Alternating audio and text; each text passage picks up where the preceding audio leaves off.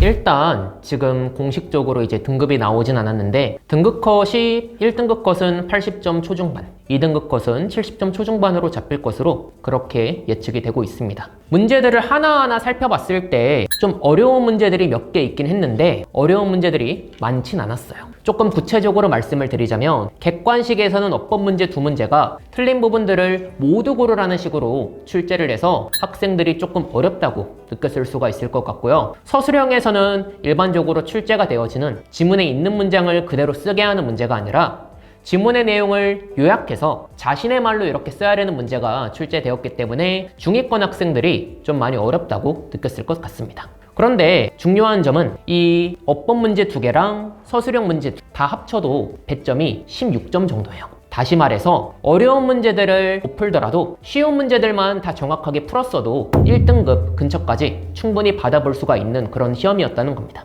그래서 지금 당장 이제 기본적인 영어 실력이 조금 떨어지는 학생이라도 올바른 방향성을 가지고 노력을 하면 2등급까지는 충분히 받는 것이 가능하다라고 생각이 되어지고요. 그 다음에 거기에 어법이나 구문에 대한 좀 공부를 하면 누구나 1등급을 받을 수 있는 그런 시험이라고 제가 보고 있습니다.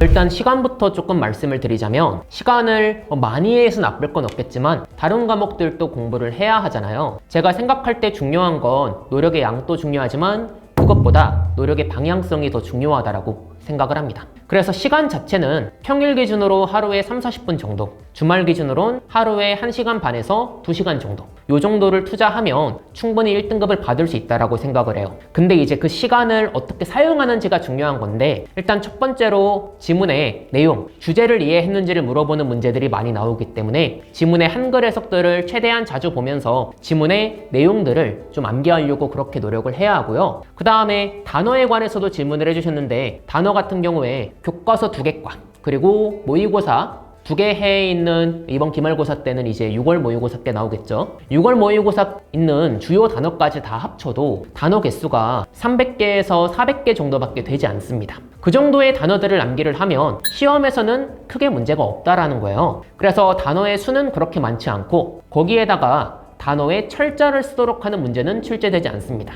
단어의 뜻만 정확하게 알고 있으면 돼요. 그래서 단어에 대한 부담은 크게 가지지 않으셔도 괜찮을 것 같습니다.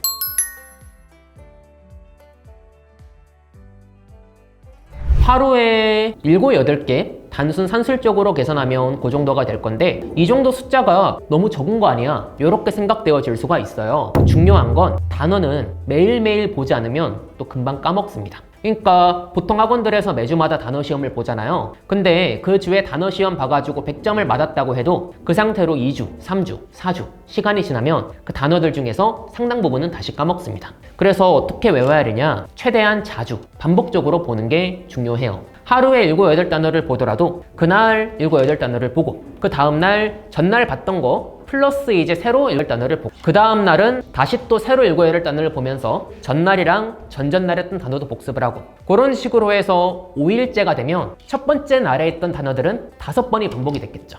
근데 5번 정도 반복이 되면 웬만하면 이게 외워집니다. 그러면 이제 그 단어는 더 이상 볼 필요가 없는 거잖아요. 그러면 6번째 날에는 2번째 날 단어부터 해서 다시 새로운 단어를 추가해가지고 하루에 총 보는 단어의 양은 그러면 7, 8 곱하기 5 정도 해가지고 35개에서 40개 정도를 매일매일 보게 되는 것이죠. 이런 식으로 공부를 하면 시험에 대한 대비도 되면서 단어들이 장기적으로 기억에 남기 때문에 추후에 모의고사, 수능을 준비할 때도 도움이 될 것이라고 생각이 됩니다.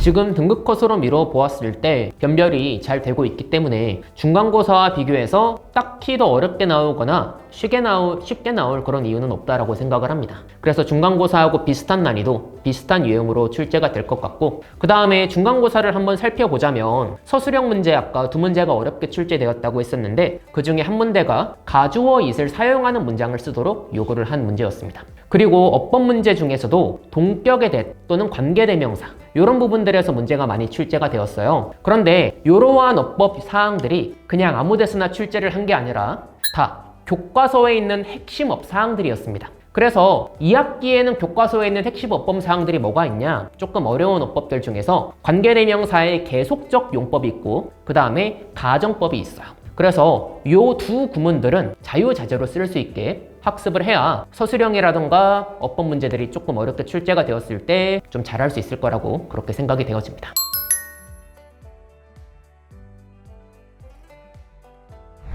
일단은 기말고사에서 고득점을 받기 위해선 어법이나 구문에 대한 전반적인 이해와 지문 내용에 대한 암기, 이게 두 가지가 같이 따라와야 됩니다. 이게 투트랙으로 가야 되기 때문에 시험 기간, 본격적인 시험 기간이 아닐 때, 그러니까 지금 타이밍에는 구문이나 어법, 요즘에 인터넷 강의로도 있고 아니면은 이제 그런 것들 책으로도 있잖아요. 그런 것들로 한번 이렇게 한 사이클을 굴리면서 구문 어법에 대한 지식을 좀 전반적으로 갖추고, 그 다음에 본격적으로 시험 기간, 그러니까 시험 한 달 전, 5주, 6주 전, 요 정도로 들어가면 그때부터는 첫 번째, 지문 내용들은 완벽하게 이해를 하고 있어야 돼요. 모의고사 지문이라고 하면 모의고사 지문들을 그냥 읽었을 때 단어가 몰라가지고 안 읽히는 부분은 없어야 되고요. 첫 번째 문장을 보자마자 이 지문의 주제는 뭐였고 이 지문은 이런 내용이었지 가 바로바로 나올 수 있을 정도로 지문 내용에 대한 암기가 들어가야 됩니다. 그 다음에 단어들은 아까 제가 얘기를 드렸듯이 뜻 정도는 확실하게 암기를 하는 게 좋고, 그 다음에 요즘 인터넷에 여러 사이트들에서 모의고사 변형 문제나 아니면은 변형 자료들을 다운받을 수 있기 때문에 그런 것들을 통해서 최대한 자주 그런 것들을 풀어보면서 지문 내용들을 숙지하고 어법 사항들도 한번 연습을 해보고, 그런 것들을 하면 학원을 다니는 것보다는 시간이 좀 더 걸리겠지만 그래도 나쁘지 않은 점수를 받을 수 있을 거라고 생각을 합니다.